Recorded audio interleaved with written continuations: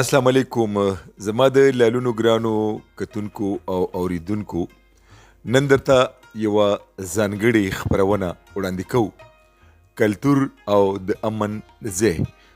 په دې موضوع یو سیمینار په پبو کې د پروفیسر ډاکټر میا افتخار حسین په ادبي سنګر کې وشو چې په دې دستوره کې ډیرو نامتو لیکوالو، ادیبانو او سکالرانو برخه واخیسته چې ورکې پروفیسر ډاکټر ګلزار جلال صاحب، محمد ریاض خان اسسټنټ ډایرکټر کلچر ډپارټمنټ، د پښتو ژبې او ادب پوهان ښاغلی منظور الحق چې پخوانی سفیر هم دی، د تاریخ لوی پوهان فرمان الله جان د نوخار سره تعلق لري، ښاغلی ګل اکبر چې نامور نثر لیکونکی دی او دغه شان نورو ډیرو د دې دستوري تابع پبي انټلیکچوال فورم کړي وه.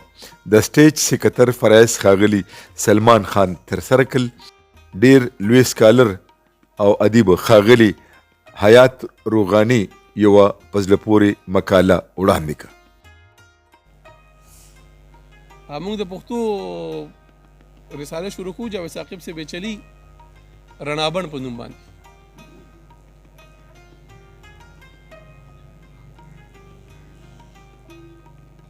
نو هغې لپاره مونږ خبرې کولې چې دا به څه کوي. نو مونږ د دغه قصه وکړه، هغه انګور کټ دی، انګور تراودي. ډېره ښه خبره وه. هغه رساله چې کله چاپ شوله نو د سوات یو ماشوم دی لونګین، د خالد اقبال زوی، نو هغې وړوکې غونډې کې اډیو کلیپ رالېږلی و. اډیو نه، پلار ته ویډیو کړی وه.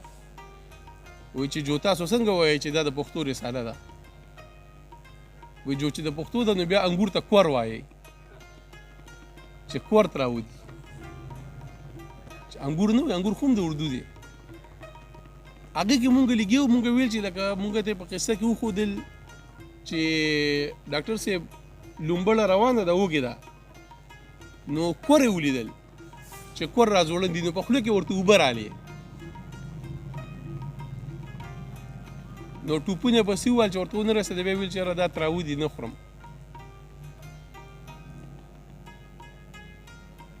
چا دا ونه ویل چې لکه لومبړه کور نه خوري.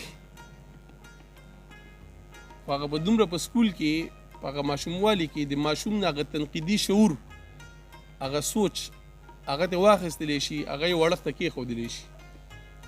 بیا د دوی خوښه ده که دوی ورته وایي چې کرپشن سے پاکستان جوړوو، که دوی ورته وایي چې اسلامي پاکستان جوړوو. هغه ولی خان خبره وایي، وایي جنرال ضیاء الحق راپاسې چې زه اسلام راولم. وایي مولیانو ویل چې یو دی راولي، وایي امیرالمؤمنین یې ورته وویل. زما عمره خو به نه خو لکه مطلب کافي غټ برید و. وایي دوی ویل چې امیرالمؤمنین، بس دا امیرالمؤمنین دی. دا ولې چې هغه نصاب نه د هغه ځای نه ورته هغه څیز شوی. نو مونږ چې کله په دغې څیزونو باندې ګورو، 2 کتابونه زه ورته 2 کوششونه وایم چې مونږ د مفکورې نه کړي دي، بدقسمتۍ نه خو دا یو نه میلاویږي، او دا مونږ اوس په دې اګست کې چاپ. یو د سدارت په نوم باندې د هرمن هیسې ناول و چې په 1921 کې چاپ شوی، او د مغرب دا خلک اکثر د مشرق دا تصوف چې کوم دی په دې باندې ډېر زیات فوکس کوي، رڼا اچوي.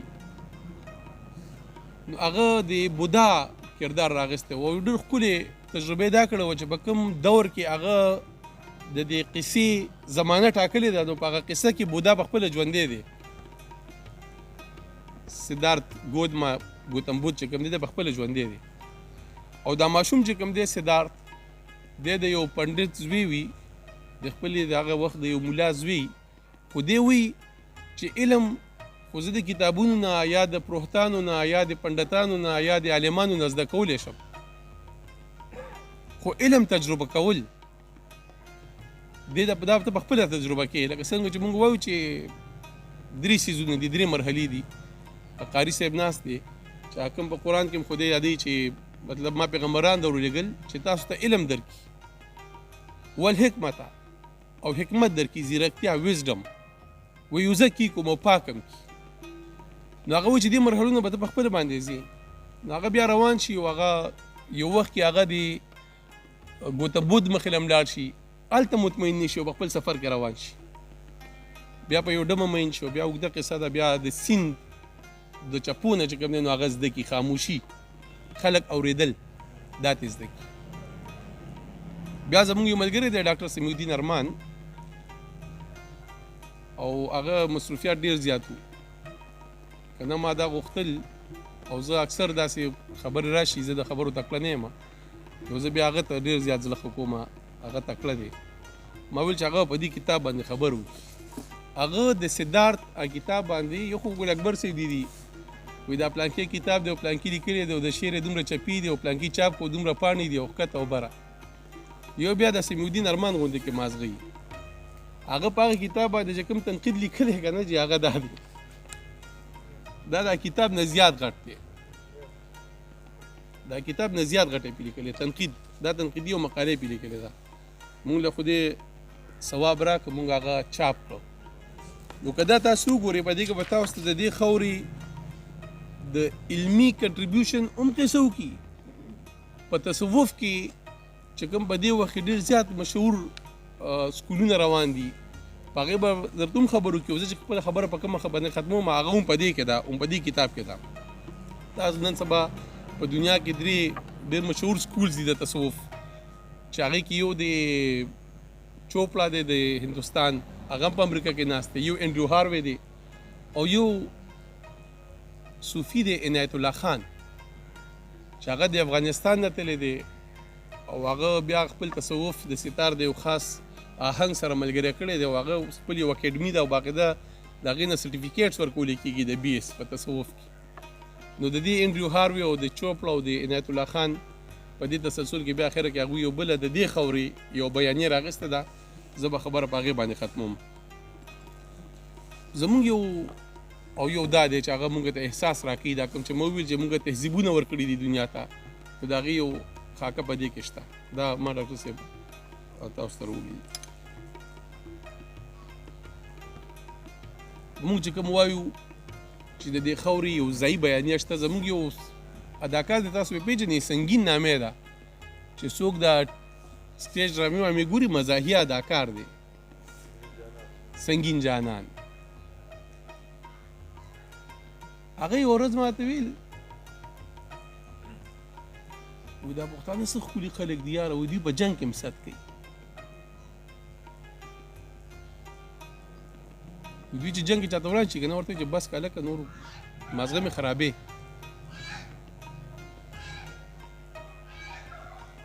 دا خو تشدد دی که نه، دا ست دی که نه چې نور نه کوو که نه. څنګه چې لاله وویل چې بس اخره کې بلانس چتو منو، یو سړی دغه ځای ته ولې راولي؟ خو دا خو د پښتون خاصیت نه دی، دا خو د پیشو هم دی، دا خو د چرګ هم دی چې ته یو داسې عدله راولې بس اخره کې هغه حمله وکړي که نه. نو دا پښتون سره ولې تړل؟ د هغې وجه دا ده چې دا د ژبو د دې لفظونو د دې د معنویتونو خپل یو اثري، خپل یو ساینس یې دی. لکه د انګریز راپاسې د هغه ویل پښتو، نو هغې کې راوستل توره، بیا دې وویل چې توره زما نښه ده. مونږ بل ورځ په یو سپیس کې دا یو بل رامیتوب دی، مونږ له چېرته راتلو اوس اوس هم زده کړه د کونډي د برکته. سپیس ټویټر سپیس، هغې کې یو ډاکټر صاحب و د وزیرستان، ډاکټر زبیر مسید، او هغه امریکا کې ډاکټریټ کړی دی او هغه ډېر قابل سړی دی او ډېره مطالعه ده. خو هغه دا یو خبر وکړله چې عدم تشدد د پښتنو نه ټوپک واخیست نو پښتانه تباه کړل.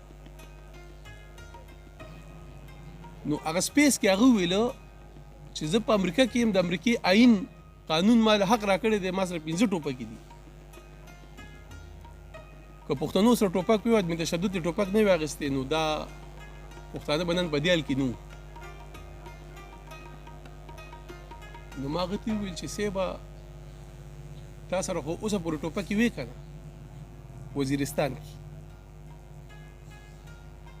نو ځکه باچا خان عدم تشدد کوو ته وله نه راتلي، نو فقیربي خو تشدد کوو که نو ته خو فقیربي سره هم نه وې ولاړ، ته خو کشمیر ته تللی وې، کشمیر دې ازاده و. د دې مطلب دا دی چې ټوپک تا سره و، خو د ټوپک په شا باندې کنټرول د بل چا په لاس کې و. او بیا دله درکوي دا لاړ شوی ما ته یاد شي دا خو په دلته کې دا چې کوم ځوان نسل دی ته هم یاد شي دا اوس د 9/11 نه پس صوفي محمد مولا چې کوم دی تبرونه اخیستو په باجوړو په دې علاقه باندې اورېدل دي دیر باندې نو زمونږ بیا دا دنه چې کوم سټرکچر دی د جرګو دا د جرګو دا سټرکچر هم چې کوم دی دا د جنگ مخنیوي کوي بیا دا مونږ چې کوم دی عدم تشدد هغه خبره بدقسمتۍ نه ګاندي کړې ده چې یو د سترګې په بدل کې سترګې وباسي ټوله دنیا بړنده شي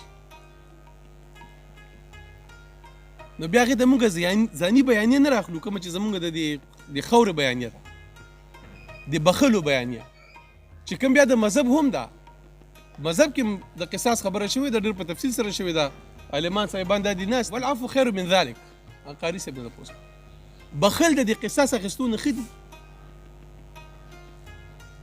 نو په دې ځای کې ورته وایي چې نه سترګې په بدل کې سترګه ده او د غوږ په بدل کې غوږ ده او د سړي په بدل کې سړی ده او د ښځې په بدل کې ښځه ده چې هغه تا د ځایي بیانیې نه د انساني تقاضې نه تا لرې کړي تا بوځي د یو خاص جنګي چرګ درنه جوړ کړي جنګي چرګ هولنګیان په دې لاره کې ټول داسې د پوندو په سر روان یو داسې خنډان یې کړي دا وینې ته څاڅي دویمه خبره ورسره نشي کولی په فیسبوک کنځل په بازار کې کنځل ریخشیارنو و ولی و کنځل ګزار ډز موږ اکثر د اخبار کې ګورو د ماشومانو په سر باندې جګړه وشو په پوله پټي جګړه وشو صاحب ورځ ما لوډر زیات سجیده ملګری راغی کېناست هغه جرګه کې مشر بلور دی زی راځي ما ته ویل چې هلته کې لاړ شو هغوی ته کینو ما ورته ویل چې خیر دی و چې زمونږ د یو چا سره په ځمکه مسله ده او په دې کې ما ته پته ده چې مړي کېږي نو مشر بلور ته ووایي چې دې منځ ته مه راځئ نو ما ورته دا خو تا مخکې نه فیصله کړې ده چې مطلب زه به کې مړي کوم خو ته دې نه خبرې چې زور بیسي زور خو ستا نه نه وځي ته خو لکه یو لونډ سړی زی به چېرته کې د چا په حجره کې به پروت یې بالغ مالغه به ورته سمې ټوپک به در سره وي د هغه حجره به ساتې ته به مخرور خانې خو هغه زمونږ هغه خویندې لونه زمونږ هغه بچي د ژوند هغه اعتدال د منځ نه تلل دې څیزونو سره به څه کې نو قیمت خو ورکول دي که دا خو بیا نسلونه ورکړي نو زمونږ دا وایو چې کله مونږ داسې روان شو د دې پېښور وادۍ نه او په دې طرف باندې ځو او یا په شمال طرف باندې ځو او یا په جنوب باندې تر مهرګړ ځو چې کوم په بلوچستان کې تر اوسه دریافت شوی د دنیا قدیم ترین کلیوال تهذیب دی د مهرګړ او یا په دې طرف باندې ځو او داسې د دې بودا او د دې خیبر د دې سټوپو نه او داسې تیریږو د بامیان بودا ته ودرېږو یا په بلخ کې د زرتشت نغري ته ودرېږو نو مونږ دا ګڼو چې په دې خاوره باندې چې څومره سوچونه راغلي دي څومره فکرونه راغلي دي څومره هم سیویلایزیشنز دا پرمختللي دي نو دوی سندرې ویلي دي دوی د خبرې کړي دي دوی امن ساتلی دی دوی خوندي کړي دي انساني جمالیات او احساساتو له ژبه ورکړې ده دوی هغه شاندې کې نه دي کړي څنګه چې په دې اوسني وخت کې د جنګي اقتصاد په نوم کېږي او د مذهب په نوم باندې کېږي تاسو ولیدل بله ورځ د امریکا لخوا چې کوم د هغوی هغه افیرز دي د ګورنمنټ د هغوی لخوا څه کاغذونه مخې ته راوړلی شول چې هغې کې د جیمي کارټر د هغه خطونه هم دي چې په هغې کې مرسته شوې وه چې په افغانستان کې یو جنګ کول غواړي نن هغه خلک چې هغوی په هغه وخت کې ویل چې نه دا جنګ د اسلام جنګ دی نو نن هغه خلکو ته څوک مخې ته ودرېدلي دي چې دا ته رښتیا وي او که دا ډاکومنټډ ثبوتونه رښتیا وي یا هغه سیاسي بیانیه چې هغه ویل چې په افغانستان کې جهاد دی نن یې زموږ دا وطن او خاص کر دا په بون او خار د دې کیمپ په وجه باندې په دې باندې د هغې څه اثرات پرېوتل څومره زوال راغی د دې علاقې د عام ولس د ژوند په معیار کې هغه څومره زیات پرېوته نو که موږ دا غواړو چې موږ واپس په دې ژوند باندې اعتدال لرو مذهب چې کوم دی د دنیا یو مذهب هم د انسان ژوند نه خرابوي ځکه چې د مذهب کار د انسان د روح سره دی، د هغې د خدای سره تعلق دی، د انسان او د خدای ترمنځ تعلق دی. نو هغه د یو انسان ژوند هم نه خرابوي. کله چې مذهب به حیثیت د سیاسي ټول په استعمالیږي، د سیاسي وسلې په تور باندې استعمالیږي، نو هغه زوال راوړي، هغه تخریب راوړي، هغه خودکش دماکه راوړي، هغه د فرقې راوړي، هغه خلک په یو جماعت کې مونځ کوونکي یو بل کافران ګڼي. نو که مونږ دا غواړو چې مونږ د واپس د دې خاورې او دا کیدی شي، دا ختم لا نه دی. او ختم ولې نه دی؟ ځکه چې تهذیبونه چې څنګه مونږ په لومړي سر کې وویل چې دا په زرګونو کلونو کې جوړیږي، نو دا ختمیږي هم ټایم اخلي. دا داسې نه وي چې د 9 مۍ واقع وشي او دغه ختم شي، تهذیب ختم شي. دا داسې نه وي چې ورلډ ټریډ سنټر باندې حمله وشي او تهذیب ختم شي. خو بیا چې کوم د بشرپوهنې عالمان دي، کوم چې د ټولنپوهنې عالمان دي، هغوی د دې لپاره یو ګیج ایښی دی، لکه د ژبې د ختمېدو دپاره ګیج دی چې انسي ته وځي. لکه مونږ وایو 9 بجې به درشم، لکه زما موبایل نمبر ولیکه 0333، لکه بیا چې هلته رالی نو بیا 25 نمبر پلاټ دی، بیا په دکان به لیکلي 60 نمبر دکان. نو دا ژبه چې کله وځي د دې ګټې نه، د دې یو نښه ده چې دا انسي بیلي. او کله چې یو قام وګڼي، د یو قام ته اندازه به لګي چې دی د خپل کلچر نه لرې کېږي، روان دی د کلچر نه، دی به په خپله ژبه کې نومونه بیلي، لکه حیات الله، لکه ډاکټر افتخار، لکه امین الله خان کونډي و ایډوکیټ، دی بیا په خپله ژبه کې نومونه بیلي، نومونه.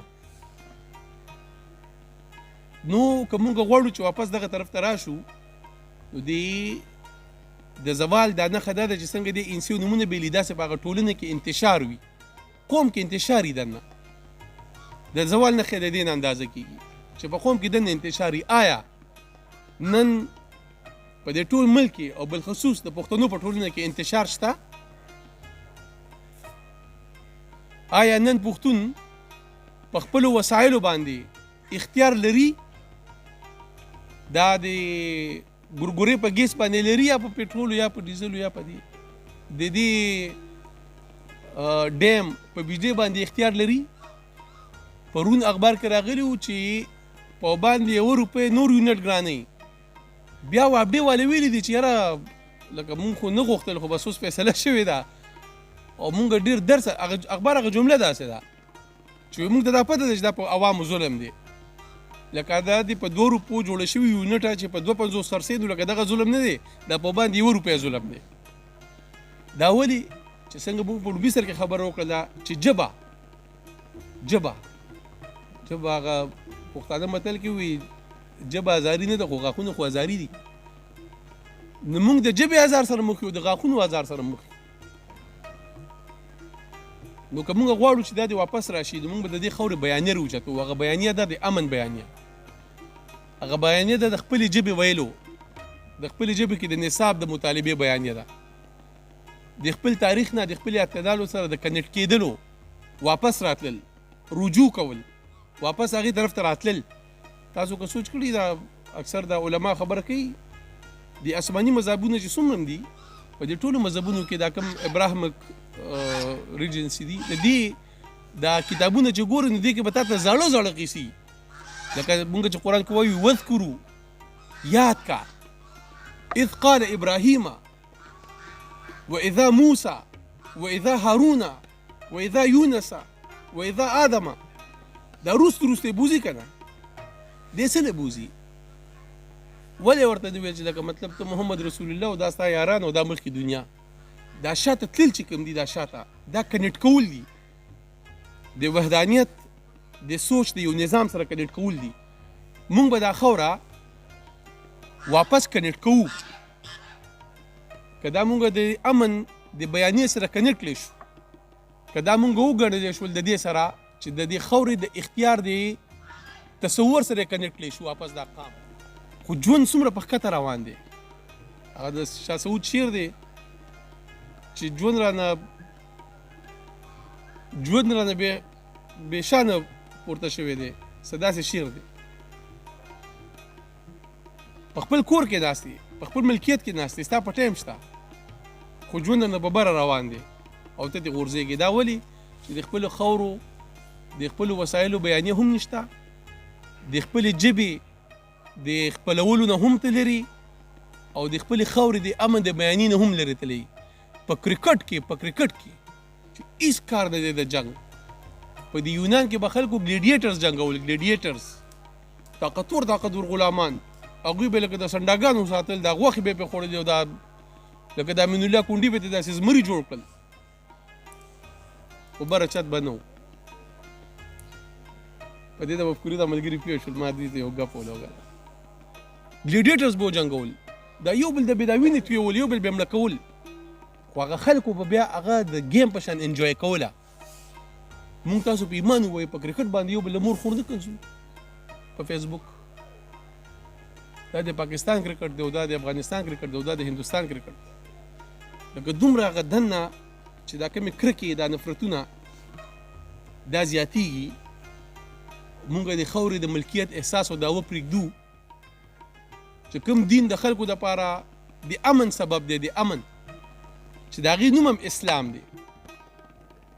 مونږ پې مړه کېږو، د ټول نه زیات پې مونږ مړه کېږو. خو باچا خان یو بل کنټریبیوشن کړی دی چې هغه د دې عبادت تصور د خدای د مخلوق خدمت سره تړلی دی. د باچا خان یو وینا ده چې خدای ته د خدمت ضرورت نشته، خدای ته د خدمت ضرورت نشته، د خدای د مخلوق خدمت دا د خدای خدمت. مونږ به د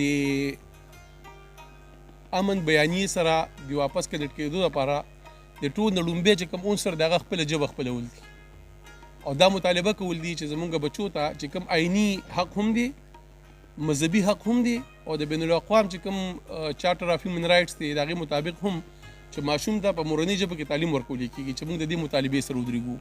دویم کوم کلتور چې دی زمونږ، چې موږ کلتور وساتو، چې موږ کلتور په فضل خرچو طرف ته لاړ نه شي، هغه په ارض کې چې کوم دی نو هغه نقصاني وي. خو چې څومره زمونږ کلتوري تجربې دي چې موږ هغه وکړو، په هغې کې د دې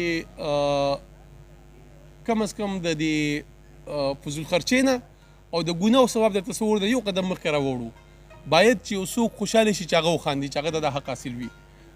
دریم د دې دپاره به د دې خاورې د ملکیت دعوه کول وي چې موږ د زرګونو کلونو په دې خاوره باندې آباد یو. دا چې کوپړې میلاویږي، دا چې سرونه یې روزي، دا چې په غرونو یې دا کتبې لیکلي دي، دا چېرته کې زمونږ او ستاسو نیکونه دي، دا د بل ځای خلک نه دي. نو چې موږ د دې خاورې د اساسو، د دې د کلتور، د دې د ژبو، د دې د ملکیتونو، د دې شتمنۍ دعویدار شو، نو هله به موږ چې کوم دی دلته کې دا کوم څه چې روان دي دا ورځ په ورځ زوال دی، دا به موږ ریورس کولی شو او د ارتقا په لار باندې به روانېدلی شو. ډېره زیاته مننه.